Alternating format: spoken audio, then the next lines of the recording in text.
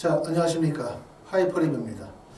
자, 이번 시간에는 이화여자대학교 고교 추천 전형의 면접의 특징이라든가 지원하는 학생들의 성적대, 또 면접은 어떻게 준비해야 되는지에 대해서 설명을 좀 드리도록 하겠습니다. 자, 먼저 전형에 대해서 우리가 한번 살펴보도록 하겠습니다.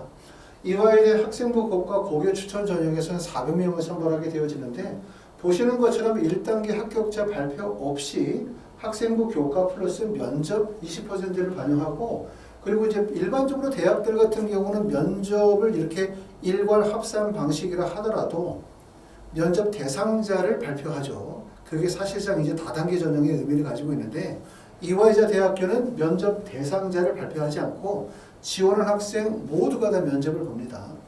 자, 지원 자격을 보시면 국내고등학교 졸업자 또는 2023년 2월 졸업 예정자를 포함하게 되고, 학교장의 추천을 받은 자에 해당이 되지만 추천 인원에 대한 제한을 가지고 있지 않아요. 그러니까 사실상 학교장 추천 전형이라 하더라도 추천 인원에 대한 제한 없고, 고등학교 졸업자 또는 졸업 예정자 모두가 지원할 수 있기 때문에 지원 자격에 대한 제한적 조건이 사실상 크지 않다라고 볼 수가 있어요. 그렇기 때문에 만약에 학교장 추천 전형이고 그 지원 자격을 학교당 예를 들어서 4% 이내라든가 이렇게 지원 자격을 제한하게 되어지면 원서를 쓰는 학생들이 교과 성적이 특정 교과 성적으로 제한될 가능성이 있는데, 보시는 것처럼 지원 자격의 범위가 사실상 제한이 없다고도 말씀을 드릴 수 있기 때문에 원서 지원하는 학생들의 내신폭 차이가 크게 벌어진다, 이렇게 보실 수가 있어요. 그렇기 때문에 이제 이화여대 원서를 쓰시는 분들은 내신 성적이 1.1이나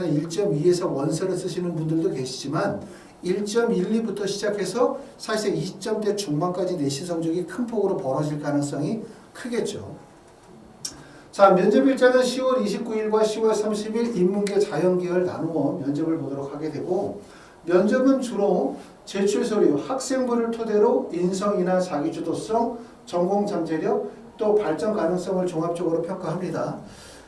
이화여자 대학교는 학생부 교과 고교 추천 전형은 학생부 교과 전형이기 때문에 제출 서류를 기반으로 해서 면접을 보거나 자기소개서를 기반으로 면접을 보지 않고 단지 모의만을 통해서 학생부만을 기반으로 면접을 보게 돼요. 그렇기 때문에 학생부에 대한 좀 더 세밀한 분석, 또 학생부에서 예상되어지는 문제들을 다 발췌해내고 그 예상되는 문제에 대한 철저한 답변 준비가 필요하다고 생각됩니다. 자, 2022학년도 면접을 보게 되어지면 인문계와 자연계 중에서 인문계열이 먼저 보고 자연계열이 그 뒤에 봐요. 그러니까 올해 같은 경우는 10월 29일에 인문계열 시험을 보고 10월 30일에 자연계 면접 시험이 있다, 이렇게 말씀을 드릴 수 있고요. 그 다음에 지원 현황을 보시게 되어지면 다단계 전형이 아니긴 하지만 경쟁률 자체가 별로 높지 않죠. 평균 경쟁률이 5.51의 경쟁률이고, 자, 지금 보시는 것처럼 인문계 사회계열 쪽에서 경쟁률이 가장 높은 구간이 어딘가 봤더니 경제학과가 7.21의 경쟁률, 영어 영문학과가 7.50 정도 경쟁률이 되고, 중어중문학과는 3.3 정도의 경쟁률이기 때문에 학과에 따라서 경쟁률의 차이가 좀 큰 편입니다.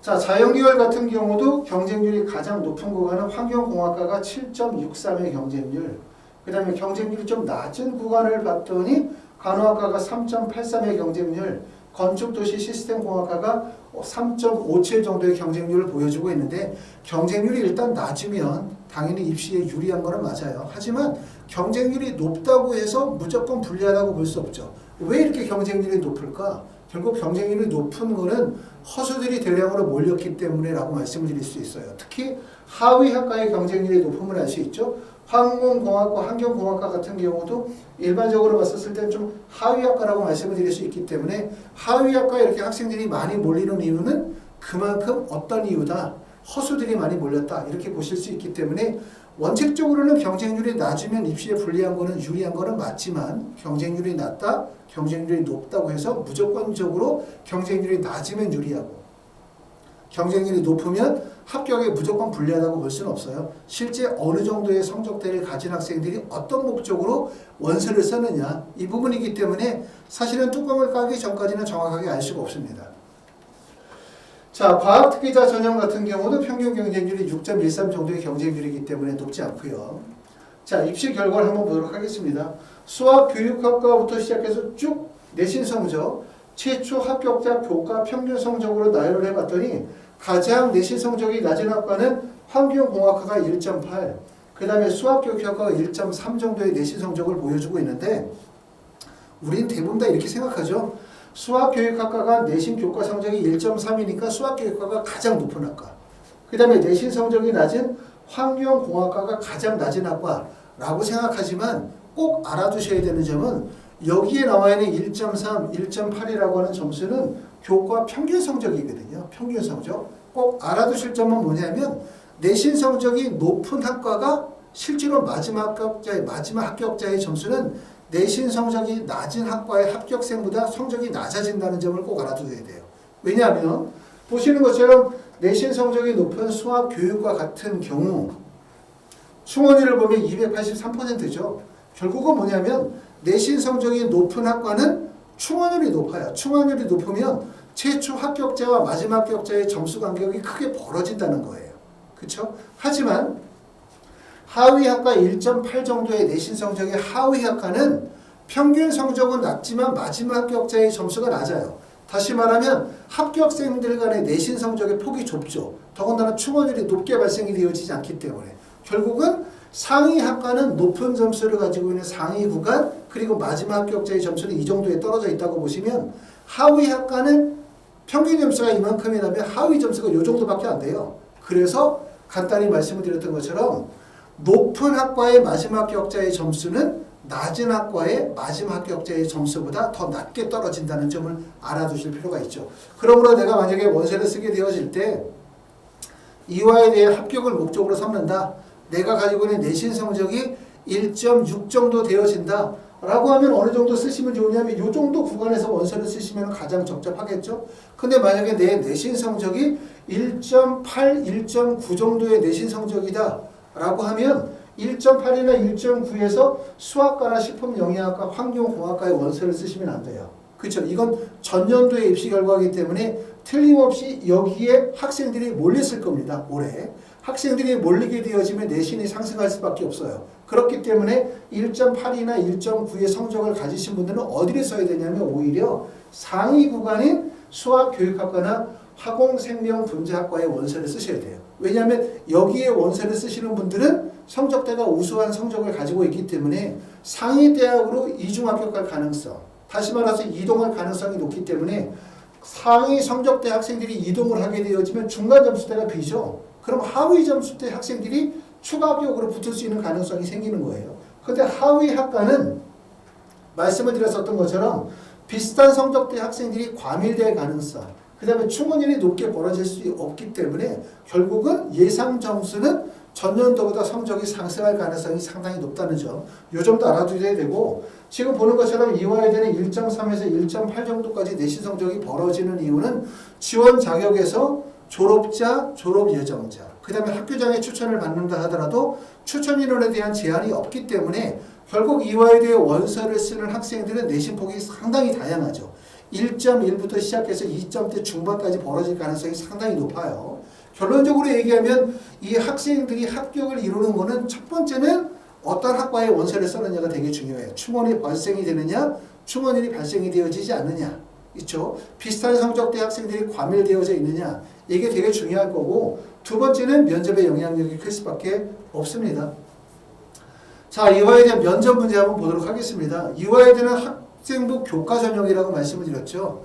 일반적으로 봤었을 때 학생부 교과 전형은 학생부 교과 성적만을 반영하는 전형이잖아요. 그렇기 때문에 교과 성적만을 반영하는 전형이 학생부에 있는 동아리 활동, 수상 경력, 봉사 활동 등을 만약에 평가한다. 그럼 결국 그건 학생부 종합 전형이거든요. 그렇기 때문에 학생부 교과 전형은 교과 성적만을 반영하기 때문에 대부분 학생부 기반 면접을 보지 않고 제시문 기반의 공통 제시문을 만들어서 보는 경우들이 많아요. 그렇기 때문에 이화여대는 사실은 이름은 학생부 교과 전형이라고 되어져 있죠. 교과 전형이. 이름은 학생부 교과 전형 보교 추천 전형이라고 하지만 교과 성적 80%에 면접이 20%가 들어가고 그 면접에서 학생부에 나와 있는 세부적인 내용들을 토대로 평가를 하기 때문에 사실상 학생부 종합적 성격을 가지고 있다. 학생부 종합 전형에 가깝다라고 이해하시는 게 좋을 것 같습니다. 자, 이와에 대한 면접에서는 주로 어떤 문제들이 출제가 되어지는지를 보고 이를 토대로 어떻게 준비하실지 한번 생각해 보겠습니다. 보시는 것처럼 지금 10개의 문항이 출제가 되어졌어요. 보통 10분 정도 면접을 보기 때문에 학생들에게 주어지는 질문의 내용들은 학생들마다 좀 달라요. 보통 한 7문항 정도 출제가 되어진다고 생각하시면 되는데 그 7문항에서는 기본적으로 공통문항이 있습니다. 면접의 첫 부분, 면접의 마지막 부분이 공통문항이 주어지게 되고 그 공통문항에서 반드시 나오는 내용들이 뭐냐? 지원 동기. 두 번째는 자기 자신을 소개해봐라. 아니면 자신의 장점과 단점이 무엇이냐. 이게 공통문항이고 그 다음에 마지막의 질문, 시간이 주어진다면 할 수 있는 마지막의 질문이 마지막으로 하고 싶은 얘기가 뭐냐. 이거를 물어보는 문제가 공통문항이고 그 중간에 들어가는 문제는 대부분 다 세부적인 학교생활 기록부를 기반으로 한 학생 개별 면접이라고 보실 수가 있어요. 그렇죠? 학생 개별 면접. 이화에 대한 면접이 좀 어려운 이유는 첫 번째는 이화 여대니까 어렵겠죠. 그렇죠? 두 번째는 그게 여대니까 또 어려워요. 이화 여대라는 대학 자체가 상위 대학에 해당되니까 면접이 당연히 어려울 거고 두 번째는 이화에 대해 원서를 쓰는 학생이 남학생이 아니라 여학생들이니까 여학생들이 남학생들에 비해서 면접 준비도 되게 오랜 시간 철저하게 하게 되고 실제 면접에서도 더 좋은 성적을 냅니다. 그렇죠? 그렇기 때문에 여대 면접이 어려워요. 남자애들보다. 어렵다고 보시면 되고 또 면접 자체가 학생부를 기반으로 하는 면접이기 때문에 아주 세밀한 내용들을 깊이 있게 파고들어 물어본다는 점. 그 점도 중요하고 또 학생부 기반 면접이 어려운 이유는 사실은 100명의 학생들 중에서 학생부가 전혀 과정이 없고 전혀 과장이 없고 그 다음에 학생 자기주도 학습의 내용이 아닌 학교 활동만을 또 학교 선생님이 직접 쓴 학생부만을 가지고 있는 학생은 거의 없어요. 거의 대부분 학교생활 기록부가 약간의 과장이 섞여져 있거나 아니면 학교 활동 외에 자기주도 학습 내용을 반영하여 썼거나 아니면 세부능력의 특기사항을 선생님이 100% 써준 것이 아니라 학생이 쓴 내용을 바탕으로 해서 작성이 되어진 경우들이 많기 때문에 이렇든 저렇든 정도의 차이가 있다 하더라도 현재 학생부가 약간 과장되어져 있는 경우들이 상당히 많거든요.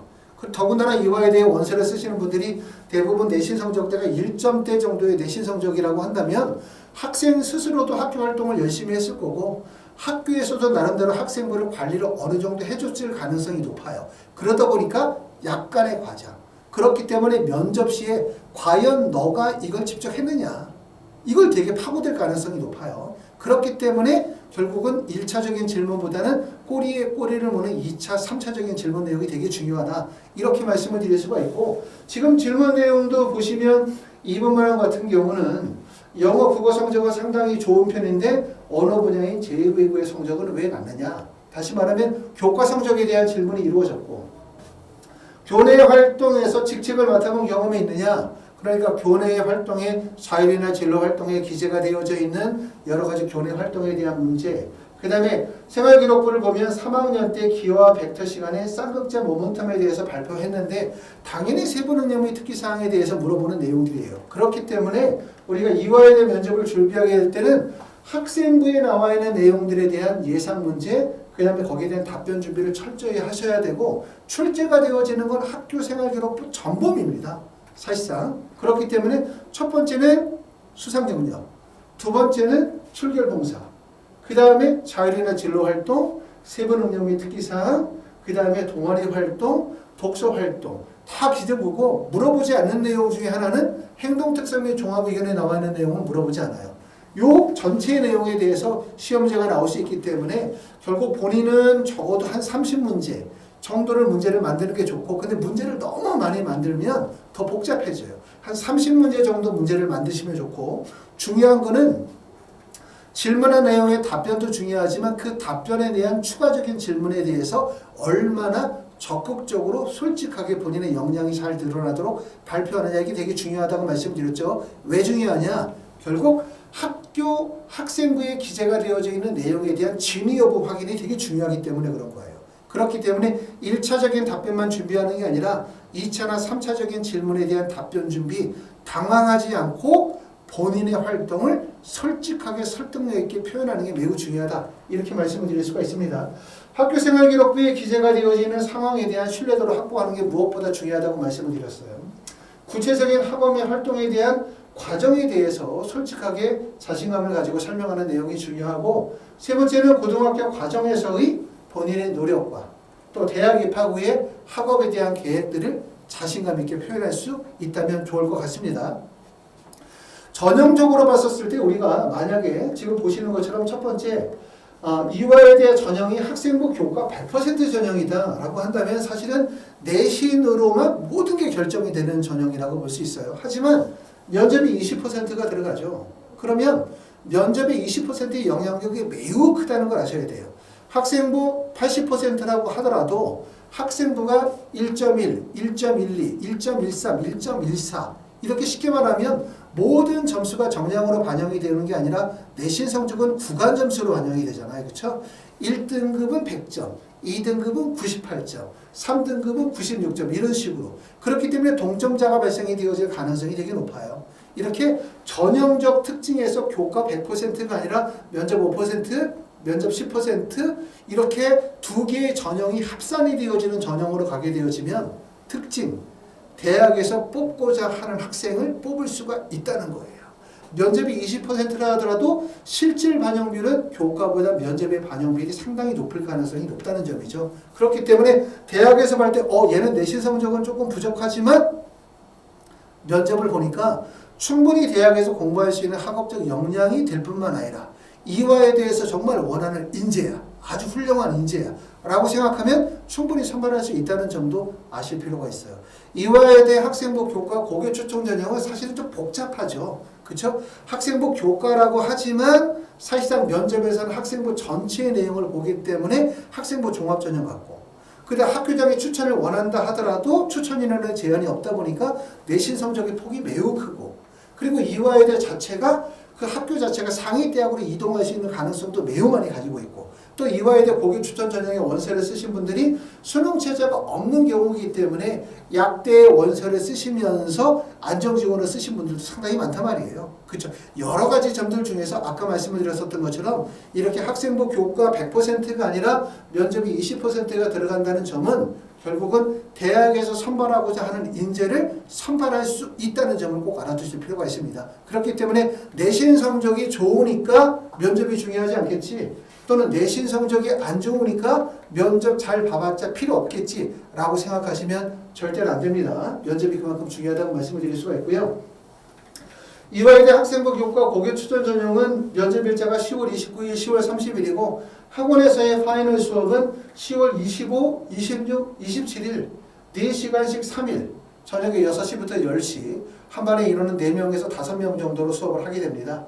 이때 오시면은 이화여대 학생들만 모아놓고 수업을 하게 되고, 가급적이면 같은 학과끼리는 수업하지 않습니다. 왜냐하면 같은 학과끼리 수업하게 되어지면 부작용이 심해요. 그렇죠? 그렇기 때문에 가급적이면 학과를 좀 나눠서 학생들이 그냥 자신감 있게 자신의 생각들을 거침없이 표현할 수 있도록 같은 학과끼리는 수업을 하지 않도록 하고, 자, 학원에서의 그룹 수업 외에 개별 수업을 희망하시는 분들이 계시죠. 그런 분들은 첫 번째는 학원에 오셔서 현장에서 개별 수업 진행하시거나 아니면 화상으로 줌을 이용해서 지금서부터 체계적으로 준비하실 수가 있습니다. 이화여대 면접은 뭐가 중요하냐? 준비가 중요해요. 준비.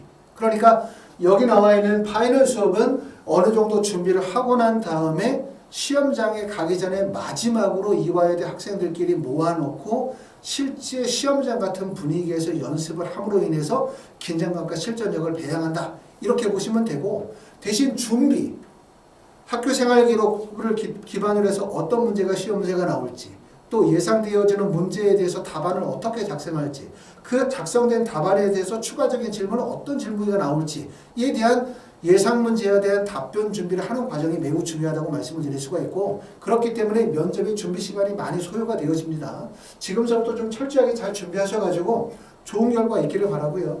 하이포랩에서 진행하는 면접 수업에 대해서 궁금한 점이 있으시면 전화 주시면 자세히 안내해 드리도록 하겠습니다. 감사합니다.